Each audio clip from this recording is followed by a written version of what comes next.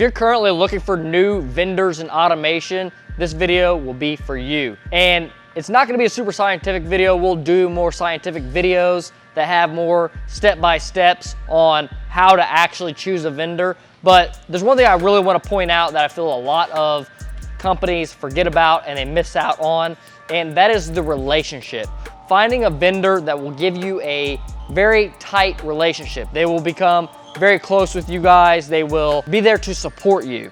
So one of the number one things that I see in our industry is that automation companies are not supporting the end customer, especially whenever it comes to after delivery. So they drop off the system, they do the installation, and maybe there's a couple pending items that are left open, and the automation company says, this is it, we're leaving, we're out of here. You see this over and over and over again, especially with the big companies.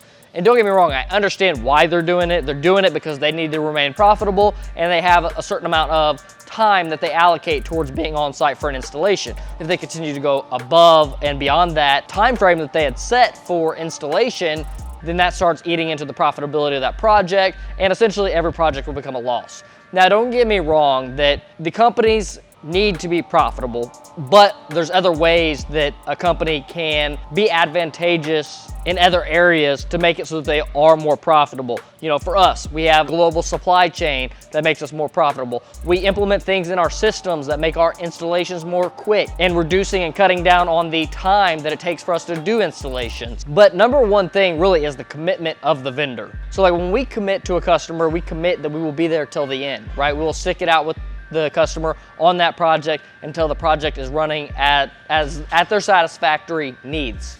And another thing is we just try to develop our systems to go above and beyond. We have more HMI controls and more HMI notifications, which gives your operators more feedback and ability to operate the system. So we try to make it so that there are less questions that need to be asked, as well as having engineers like on staff and able to support us during the installation and after installation that we can call in, or you can call in and be able to get technical support.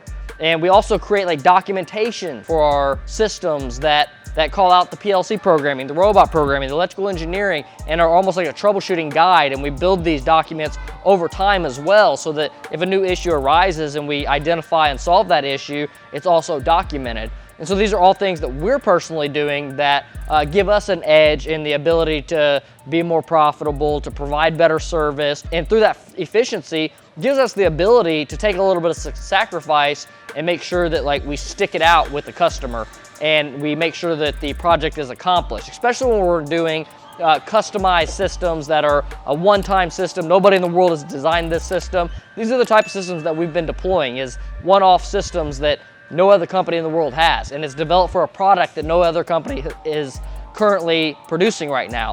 So we get involved in a lot of these type of projects, and there's a lot of complexities in it. You know, another thing is you got to pay attention to the engineering processes, right?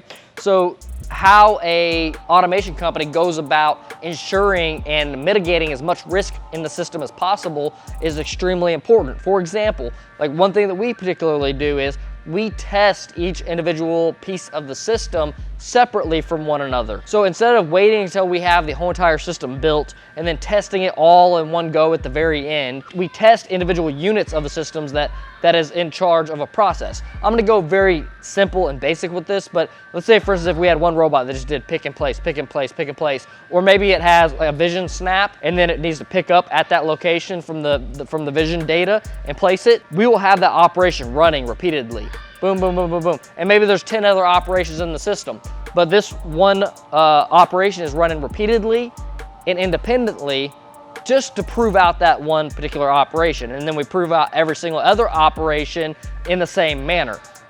So things like this also make it so that the risk is mitigated from the, especially higher risk parts of the system, because every system has portions of the system that are higher risk than other parts. But again, the number one thing is just having a vendor who's willing to support you, and they should give you that confidence and be able to give you their word that we will stick it out to the end.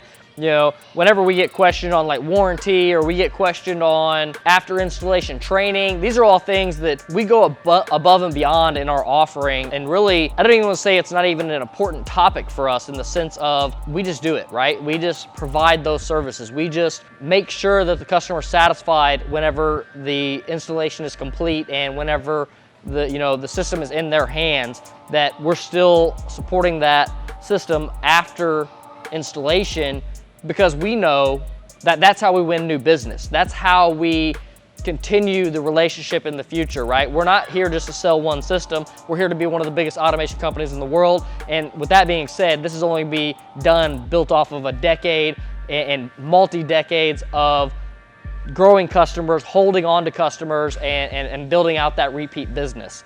So hopefully this video was informative to you. And if you're interested in more videos like this, hit the subscribe button, because we talk all different types of topics in the industrial automation and manufacturing sector. Catch y'all on the next one.